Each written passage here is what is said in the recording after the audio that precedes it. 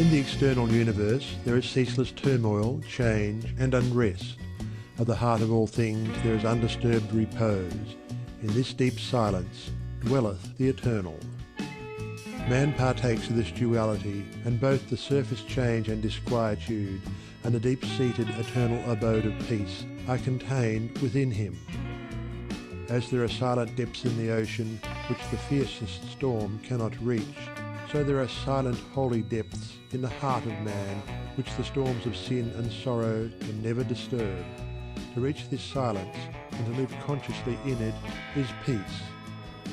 Discord is rife in the outward world, but unbroken harmony holds sway at the heart of the universe.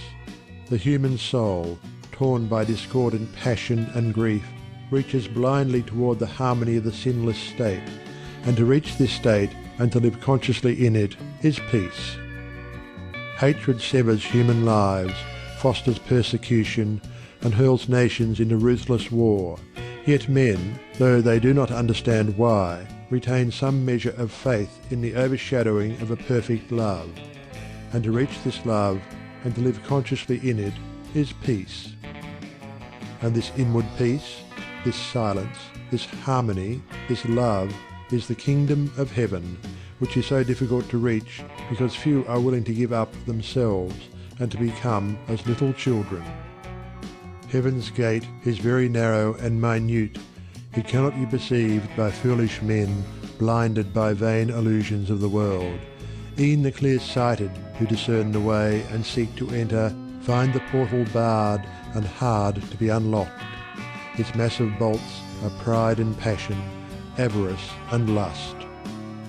Men cry, "Peace, peace," where there is no peace, but on the contrary discord, disquietude and strife. Apart from that wisdom which is inseparable from self-renunciation, there can be no real and abiding peace. The peace which results from social comfort, passing gratification, or worldly victory is transitory in its nature and is burned up in the heat of fiery trial. Only the peace of heaven endures through all trial, and only the selfless heart can know the peace of heaven. Holiness alone is undying peace. Self-control leads to it, and the ever-increasing light of wisdom guides the pilgrim on his way. It is partaken of in a measure as soon as the path of virtue is entered upon, but it is only realized in its fullness when self disappears in the consummation of a stainless life. This is peace, to conquer love of self and lust of life, to tear deep-rooted passion from the heart, to still the inward strife.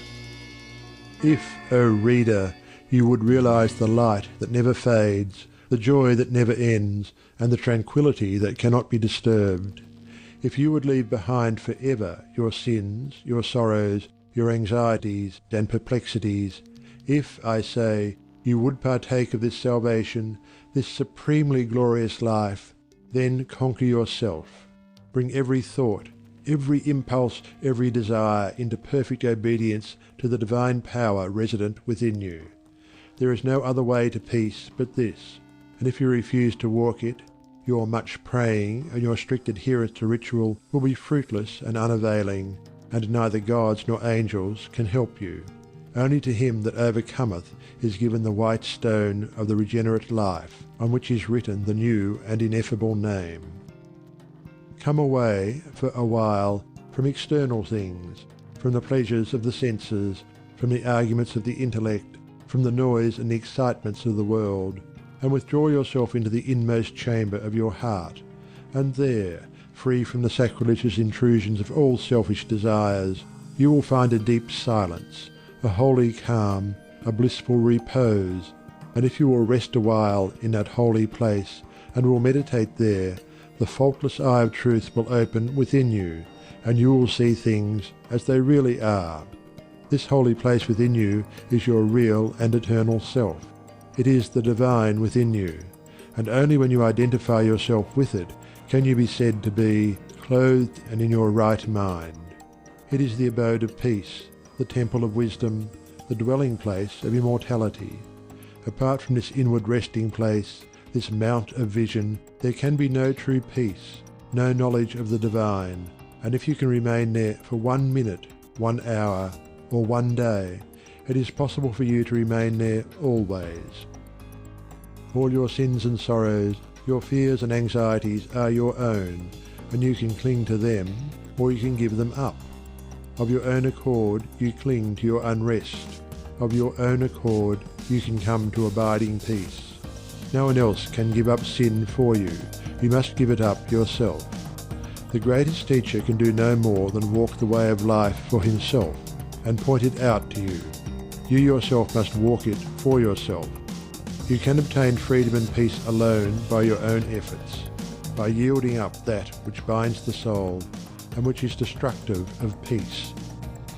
The angels of divine peace and joy are always at hand, and if you do not see them or hear them and dwell with them, it is because you shut yourself out from them and prefer the company of the spirits of evil within you. You are what you will to be, what you wish to be, what you prefer to be.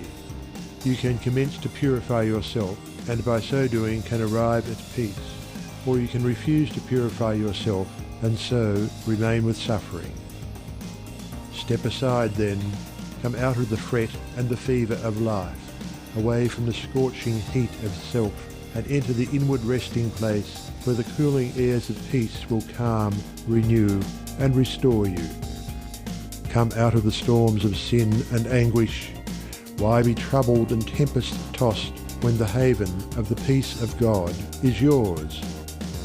Give up all self-seeking, give up self, and lo, the peace of God is yours. Subdue the animal within you, conquer every selfish uprising, every discordant voice. Transmute the base metals of your selfish nature into the unalloyed gold of love, and you shall realize the life of perfect peace. Thus subduing, thus conquering, thus transmuting, you will, O reader, while living in the flesh, cross the dark waters of mortality and reach that shore upon which the storms of sorrow never beat, and where sin and suffering and dark uncertainty cannot come. Standing upon that shore, holy, compassionate, awakened, and self-possessed, and glad with unending gladness, you will realize that never the Spirit was born, the Spirit will cease to be never. Never was time it was not, end and beginning are dreams. Birthless and deathless and changeless remaineth the Spirit for ever. Death hath not touched it at all, dead though the house of it seems. You will then know the meaning of sin, of sorrow, of suffering, and that the end thereof is wisdom. Will know the cause and the issue of existence. And with this realization you will enter into rest, for this is the bliss of immortality, this the unchangeable gladness, this the untrammeled knowledge, undefiled wisdom and undying love. This, and this only, is the realization of perfect peace. O thou who wouldst teach men of truth, hast thou passed through the desert of doubt? Art thou purged by the fires of sorrow? Hath ruth the fiends of opinion cast out of thy human heart? Is thy soul so fair that no false thought can ever harbour there? O thou who wouldst teach men of love, hast thou passed through the place of despair? Hast thou wept through the dark night of grief? Does it move, now freed from its sorrow and care, thy human heart to pitying gentleness, looking on wrong and hate and ceaseless stress? O thou who wouldst teach men of peace, hast thou crossed the wide ocean of strife? Hast thou found on the shores of the silence release from all the wild unrest of life? From thy human heart hath all striving gone, leaving but truth and love and peace alone?